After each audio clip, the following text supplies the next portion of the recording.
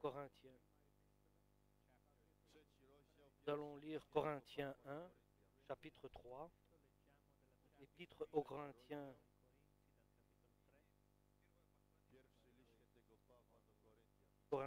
chapitre 3.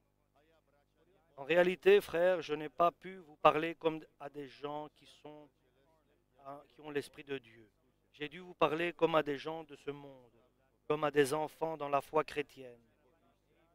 C'est du lait que je vous ai donné, non de la nourriture solide, car vous ne l'auriez pas supporté. Et même à présent, vous ne le pourriez pas, parce que vous vivez encore comme des gens de ce monde. Du moment qu'il y a de la jalousie et des rivalités entre vous, ne montrez-vous pas que vous êtes des gens de ce monde et que vous vous conduisez d'une façon toute humaine. Quand l'un de vous déclare j'appartiens à Paul et l'autre j'appartiens à Apollo, n'agissez-vous pas comme n'importe quel être humain? Au fond, qui est Apollos? Et qui est Paul? Nous sommes simplement des serviteurs de Dieu, car par lequel vous avez été amenés à croire. Chacun de nous accomplit le devoir que le Seigneur lui a confié. J'ai mis la plante en terre, Apollo l'a arrosée, mais c'est Dieu qui l'a fait croître. Ainsi, celui qui plante et celui qui arrose sont sans importance. Seul Dieu compte, lui qui fait croître la plante. Celui qui plante et celui qui arrose sont égaux. Dieu accordera à chacun sa récompense selon son propre travail, car nous sommes ses collaborateurs, et vous êtes le champ de Dieu. Vous êtes aussi l'édifice de Dieu. Selon le don que Dieu m'a accordé, j'ai travaillé comme un bon entrepreneur et posé les fondations. Maintenant, un autre bâtit dessus. Mais il faut que chacun prenne garde à la manière dont il bâtit, car les fondations sont déjà en place dans la personne de Jésus-Christ. Et nul ne peut en poser d'autres. Certains utiliseront de l'or, de l'argent ou des pierres précieuses pour bâtir sur ces fondations. D'autres utiliseront du bois, du foin ou de la paille. Mais la qualité de l'ouvrage de chacun sera clairement révélée au jour du jugement. En effet, ce jour se manifestera par le feu, et le feu éprouvera l'ouvrage de chacun pour nous montrer ce qu'il vaut. Si quelqu'un a édifié un ouvrage qui résiste au feu, il recevra une récompense. Par contre, si l'ouvrage est brûlé, son auteur perdra la récompense. Cependant, lui-même sera sauvé, mais comme s'il avait passé à travers les flammes d'un incendie. Vous savez sûrement que vous êtes le temple de Dieu et que l'Esprit de Dieu habite en vous. Eh bien, si quelqu'un détruit le temple de Dieu, Dieu détruira le coupable. Car le temple de Dieu est saint, et c'est vous qui êtes son temple. Que personne ne se trompe lui-même. Si l'un d'entre vous pense être sage du point de vue de ce monde, qu'il devienne fou, afin d'être réellement sage. Car la sagesse, à la manière de ce monde, est une folie aux yeux de Dieu. En effet, l'Écriture déclare, Dieu prend les sages au piège de leur propre ruse. Elle déclare aussi, le Seigneur connaît les pensées des sages. Il sait qu'elles ne valent rien. Ainsi, personne ne doit fonder sa fierté sur des hommes, car tout vous appartient. Paul, Apollo ou Pierre, le monde, la vie, la mort, le présent ou l'avenir, tout est à vous. Mais vous, vous appartenez au Christ, et le Christ appartient à Dieu. Vous devez donc vous considérer comme des serviteurs du Christ, chargés de gérer les vérités secrètes de Dieu. Tout ce que l'on demande à un gérant, c'est d'être fidèle. Pour ma part, peu importe que je sois jugé par vous ou par un tribunal humain. Amen pour la parole du Seigneur. À la fin,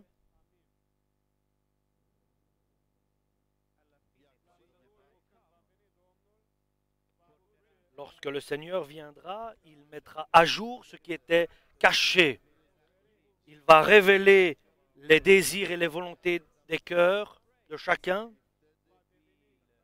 Et à chacun, il y aura une rétribution. Et c'est pour cela, ne cherche pas à avoir de bonnes paroles ici sur la terre, d'avoir ici sur la terre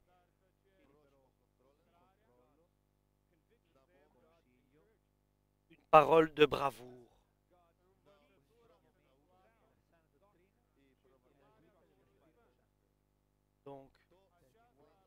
il est certain que en accomplissant la volonté de Dieu, c'est une sécurité dans notre vie.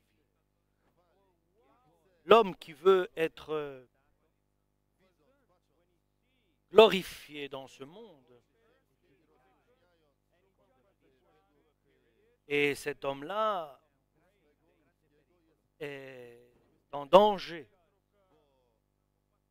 Car s'il cherche la gloire dans ce monde,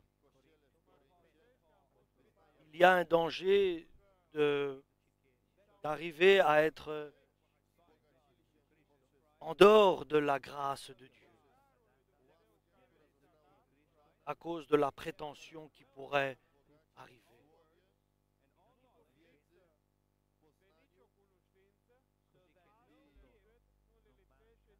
Et nous savons qu'ici à Corinthe, il y avait beaucoup de dons. Et ces personnes étaient dignes d'être des enfants de Dieu, car ils avaient une richesse spirituelle, ils avaient des dons à volonté, je peux dire, et ils étaient en manque d'aucun don.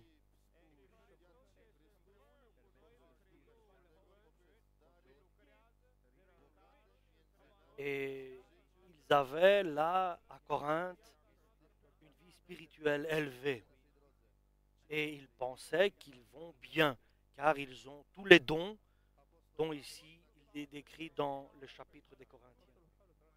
Et l'apôtre Paul dit, vous êtes en manque d'aucun don, et pourtant je trouve en vous des fautes.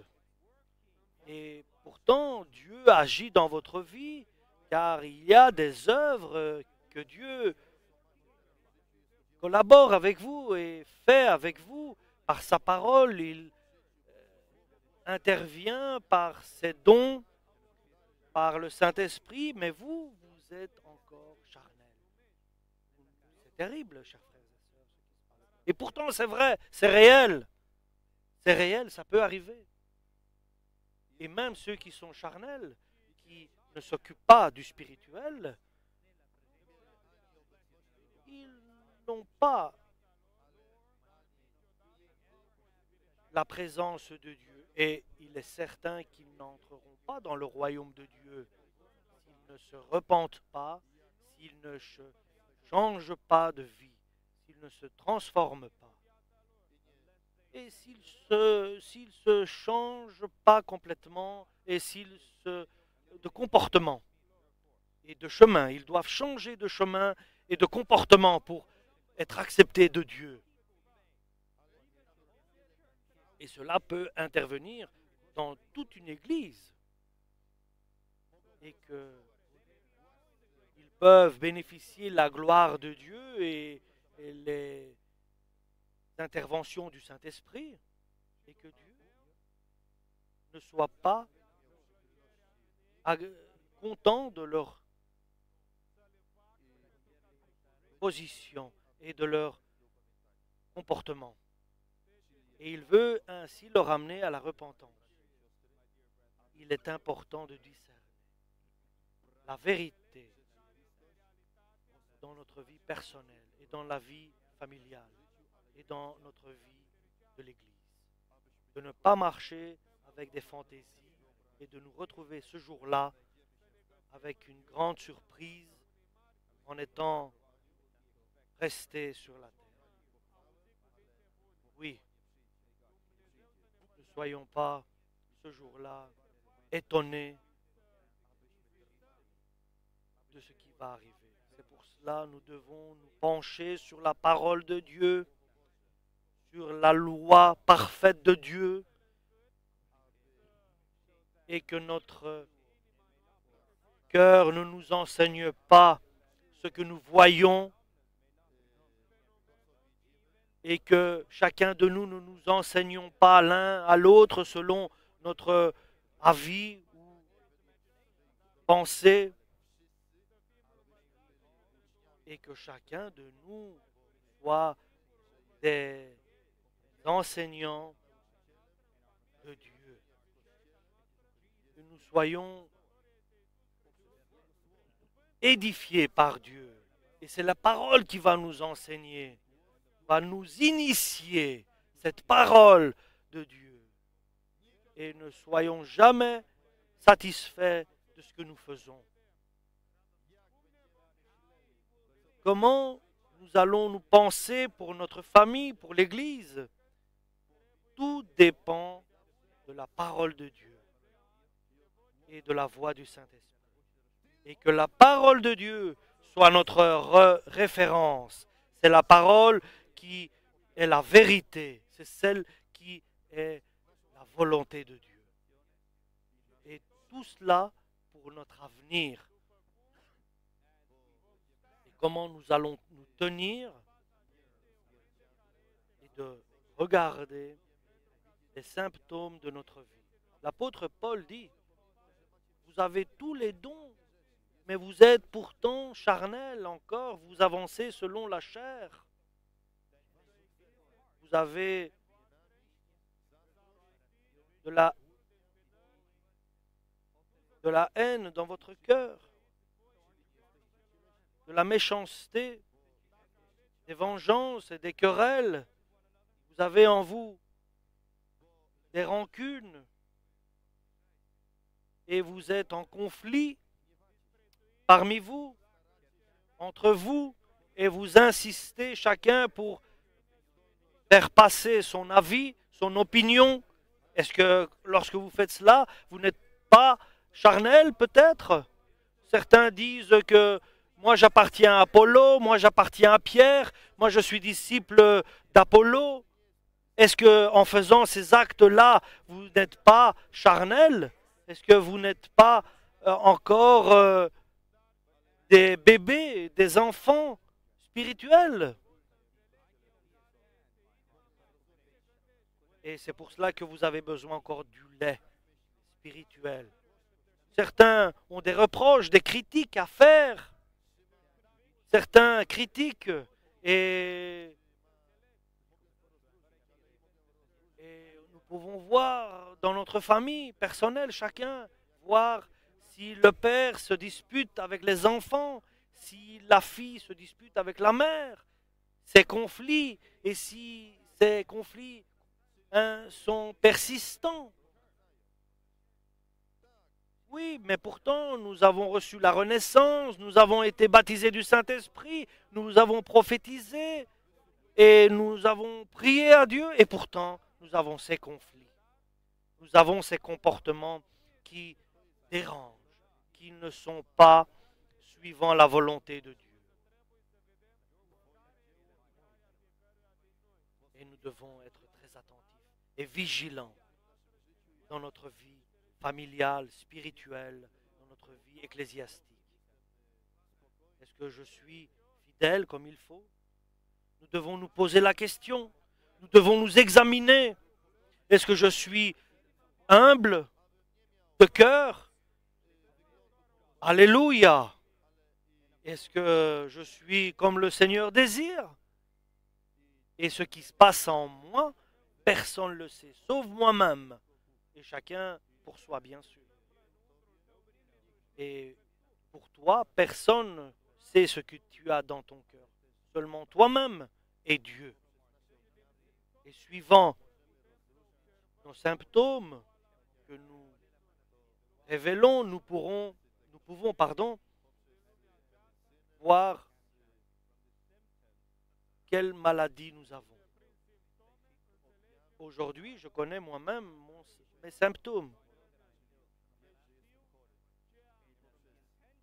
Et à cause des symptômes, je sais dans quelle maladie j'ai, quelle maladie je suis.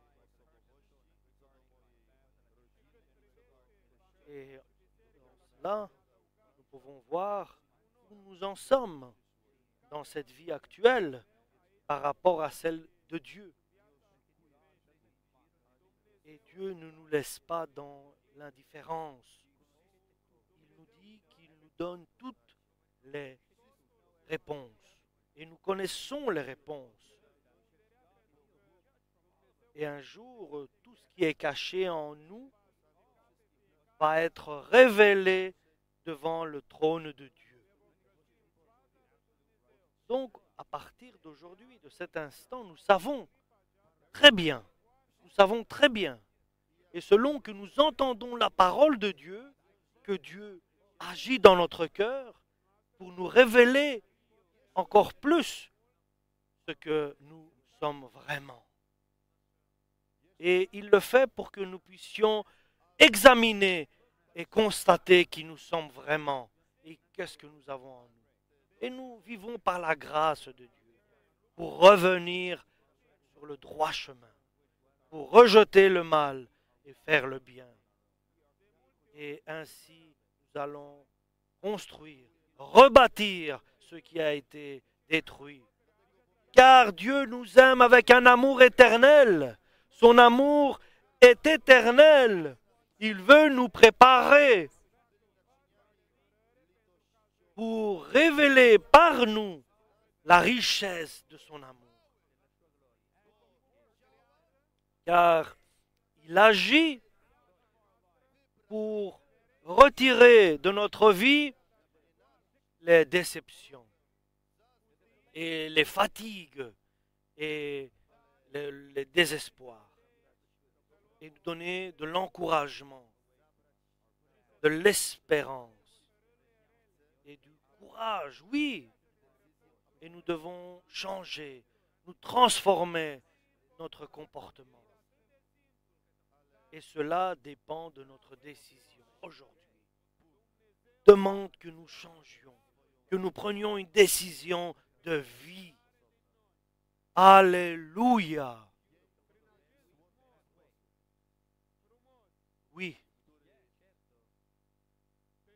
Dieu nous examine, mais cela veut dire que Dieu nous aime. Il ne veut pas la mort du fidèle, mais il veut la repentance et le retour pour retrouver la vie éternelle. Alléluia. Oui, le projet de Dieu est bon. Il veut que nous puissions revenir du mauvais chemin. Alléluia. Il a de bonnes résolutions. Et nous savons que Dieu désire que chacun de nous revienne de son chemin où il s'est égaré. Et nous savons que le cœur de chacun de nous trompe. Oui, notre cœur est corrompu et il nous traîne dans des chemins de querelles, des chemins de disputes, dans des chemins de mensonges. Mais nous devons être dirigés par le Saint-Esprit et pas par notre cœur qui est corrompu et qui nous trompe. Parce que dans l'Église de Jésus, il y a un médecin. Il y a un médecin unique. C'est Jésus-Christ qui guérit les cœurs. Dans l'Église de Jésus, il y a un médicament qui soigne le sang de Jésus-Christ. Alléluia. Dans l'Église de Jésus, il y a le Saint-Esprit qui transmet pour chacun de nous les prières et il nous aide dans nos faiblesses. Par Jésus-Christ qui transmet nos prières vers le Père. Et Dieu a tout réalisé parfaitement. Il n'a rien laissé au hasard. Et nous agissons pas pour la nourriture qui se périme, mais pour une nourriture éternelle. Agissez pour cette nourriture et agissons avec crainte et peur pour le salut de notre âme. Oui, nous avons un avenir. Oui, nous avons un avenir avec Dieu éternel. Et nous devons être associés à cette éternité de Dieu. Et entrons richement, avec abondance dans le royaume de Dieu, en agissant. en nous efforçant d'entrer par la petite porte et de suivre le chemin difficile. Et nous devons observer chacun personnellement sa vie. Et nous ne devons pas regarder les autres, mais dire, je suis pas comme il faut. Chacun doit observer sa personne, s'examiner. Et qu'est-ce que c'est Paul? Qui est Paul? Oui, Paul est un serviteur et il dit lui-même, vous devez nous considérer comme des serviteurs. Et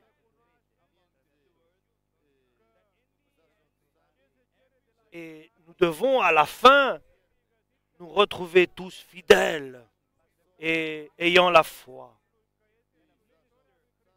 Et chacun de nous est quelqu'un qui gère cette grâce que nous avons reçue de Dieu. Et nous devons gérer notre salut. Et il est pour chacun de nous, pour chacun de nous, il est demandé, il sera demandé des comptes. Et j'ai donné mon Saint-Esprit à mes serviteurs et à mes servantes pour qu'ils puissent prophétiser. Et nous sommes tous des serviteurs de Dieu. Et nous devons ainsi nous considérer. Nous sommes des serviteurs de Dieu. Et nous gérons les secrets de Dieu. Et dont de la part de Dieu, il est demandé de chacun de nous, qu'il soit fidèle. Il est exigé pour que nous soyons dans le ciel d'avoir la foi, de croire en Dieu. C'est qu'aujourd'hui nous sommes ici. Cela ne nous assure rien. Et que quelqu'un ait le don d'être prophète et d'enseignant, cela n'assure rien. Ne dis pas que cela est terminé. Et chacun doit ainsi s'observer. Nous sommes des serviteurs de Dieu et nous gérons les secrets des dieux. Nous gérons les secrets de Dieu et par auxquels il est demandé des comptes. Et l'apôtre Paul dit, pour moi, il est petit d'être jugé par les hommes. Il me semble c'est rien d'être jugé par les hommes. Et je ne peux pas juger ma personne non plus, moi-même.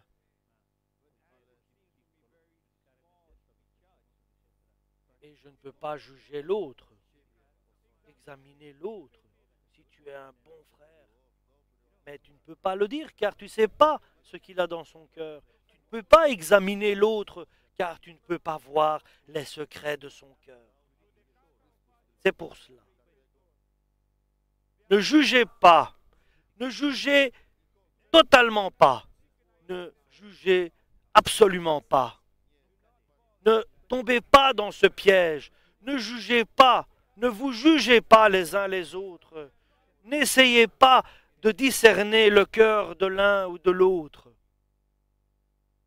Mais chacun qu'il s'examine lui-même, qu'il regarde ses symptômes personnels, qu'il regarde son parcours, car viendra le temps où le Seigneur va révéler ce qui n'est pas clair, ce qui est caché, ce qui est secret. Dieu va révéler ce qui est caché dans le cœur des hommes, les volontés, les désirs de chacun qu'il a en lui. Et Dieu dira, viens, entre, car tu as été fidèle en peu de choses. Je vais t'établir dans beaucoup de choses. Et si ma conscience ne me condamne pas, cela ne veut rien dire, car c'est le Seigneur qui me juge. Et l'apôtre Paul nous transmet cette pensée en disant que l'important, c'est le jugement de Dieu qui compte, et pas notre conscience qui nous condamne ou qui nous justifie.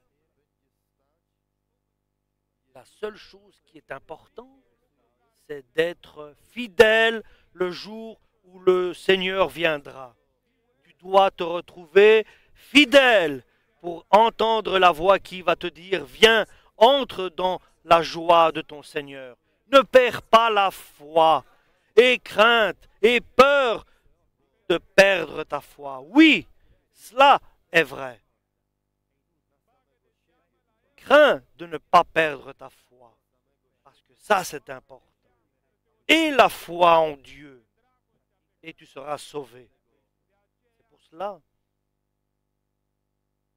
Moi, nous dit l'apôtre Paul, je suis un sage architecte, j'ai mis des fondements et personne ne peut changer ces fondements. Et je ne peux pas changer. J'ai établi les fondations et personne ne peut les changer. Et chacun doit, sur ces fondements, bâtir. Il y en a qui bâtissent avec des matériaux qui sont de l'argent, des pierres précieuses et de l'or. Et ces matériaux ne périront pas, ne se détruiront pas par le feu qui va être, dont l'œuvre de chacun passera par le feu. Mais celui qui bâtit et qui utilise des matériaux comme du bois, du foin ou de la paille, le feu va consumer ces matériaux et son œuvre sera détruite. Oui, nous devons avoir des œuvres qui résistent au feu et aux épreuves que Dieu mettra devant nous. Et moi je vous dis, Dieu ne peut pas nous changer. C'est à nous à changer. Oui, l'Esprit Saint nous dirige, mais la décision, c'est nous qui devons la prendre. C'est nous qui devons accepter, changer et décider. De nous dépend notre vie. De nous dépend notre avenir. Dieu a tout préparé. Dieu a tout fait. Dieu a tout fait parfaitement pour que nous puissions, lorsque nous avons la décision, nous prenons la décision de suivre Dieu, Jésus-Christ, que tout soit préparé. Dieu a préparé un parcours de repentance pour chacun de nous. Toi, garde entre tes mains ton salut.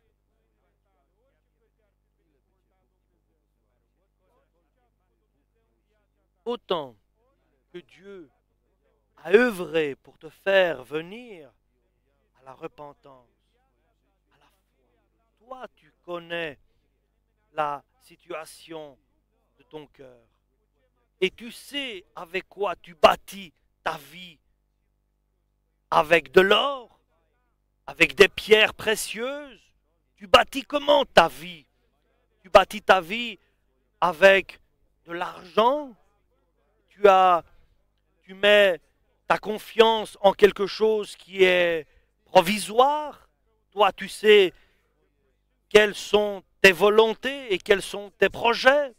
Toi, tu sais ce que tu demandes, ce que tu veux.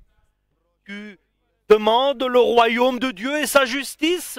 Est-ce que tu recherches le royaume de Dieu et sa justice? Alors fais attention si tu ne cherches pas le royaume de Dieu et sa justice et tu recherches autre chose. Sois prudent. Change. Car le royaume de Dieu est l'or l'argent et les pierres précieuses. Oui, c'est ce que nous devons rechercher. Et l'apôtre Paul insiste. Vous n'avez pas compris, leur dit-il, que vous êtes le temple de Dieu, vous, Corinthiens, et que l'Esprit de Dieu demeure en vous, habite en vous. Vous ne savez pas que celui qui détruit le temple de Dieu, Dieu va le détruire aussi. Et vous ne savez pas que vous êtes le temple de Dieu saint. Vous, qui vous? Toi comme personne, toi comme être humain, car tu es le temple de Dieu, car l'Esprit de Dieu demeure en toi, et vous, l'Église, vous êtes le temple de Dieu, parce que l'Esprit de Dieu demeure en nous tous. Celui qui détruit le temple de Dieu et qui abîme le temple de Dieu n'arrivera pas au ciel. Celui qui détruit avec des désirs de ce monde et des convoitises de ce monde, c'est une destruction alors. Et celui qui veut changer la parole de Dieu, qui est ce matériau noble, qui est l'or et les pierres précieuses, alors là, tu construis avec un autre évangile si tu n'utilises pas la parole de Dieu, qui est la parole, cet or, cette pierre précieuse et cet argent. Et celui qui accomplit ma volonté et qui écoute mes paroles et qui les met en pratique, c'est lui qui aime, qui m'aime. Et celui qui ne met pas en pratique mes paroles, alors cela démontre qu'il ne m'aime pas. Il ne met pas en pratique mes recommandations, mes commandements. Oui, nous devons accomplir ces commandements. Nous devons nous soumettre à sa volonté. Alléluia, si nous l'aimons, c'est une preuve d'amour.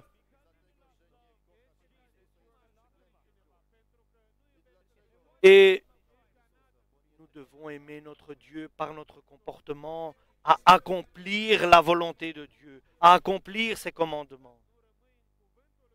Et si nous n'accomplissons pas ces commandements, alors nous n'aimons pas Dieu. Simplement, nous sommes là une image, mais simplement cela. Ne sais-tu pas que Dieu a choisi ceux qui sont les petits de ce monde et que personne ne se trompe, car il peut arriver à être maudit et que personne ne se trompe si quelqu'un parmi vous qu'il croit qu'il est sage dans ce monde.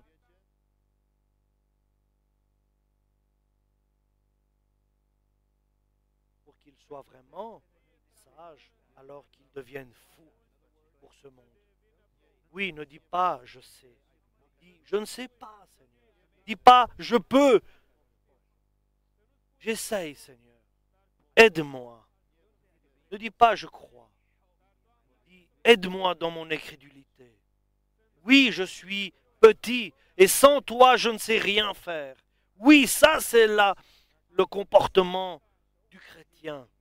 Oui, nous sommes sans valeur. Nous ne valons rien, nous devons le comprendre. Et lorsque nous prenons cette position, alors Dieu est avec nous. Oui, car nous mettons Dieu devant le Tout-Puissant. Et nous valons rien. Nous sommes une créature. Je ne sais rien. Nous ne savons rien, chers frères et sœurs. Et la parole de Dieu nous le dit. Et ce que nous ne savons pas est énormément beaucoup plus que ce que nous savons. Lorsque je dis je sais, alors je pense que je suis grand et bien sûr c'est là qu'est révélée la bêtise. Et regardons-nous comme nous sommes. Et regardons-nous comment nous sommes vraiment, les fautes que nous faisons, les erreurs que nous faisons, les faiblesses dont nous sommes nous avons en nous. Réalisons vraiment qui nous sommes. Nous devons savoir que nous sommes rien. C'est alors que nous sommes sages, en disant que nous ne savons rien dans ce monde. Et je mets mes opinions et mes connaissances, je les rejette. Et je dis, tout est la volonté de Dieu. Et alors je prends la gloire de Dieu. Parce que Dieu fait, je les mets en pratique. Ce que Dieu demande, je les mets en pratique.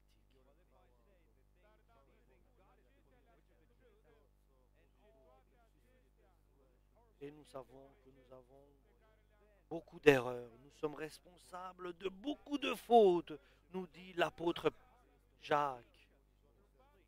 Nous sommes responsables de beaucoup de fautes. Aide-nous, Seigneur. Apprends-nous à dire que nous sommes sans valeur. Et Jésus nous dit, si vous faites toute la volonté de Dieu, ne dites pas, oui, je suis quelqu'un, mais je suis un serviteur inutile.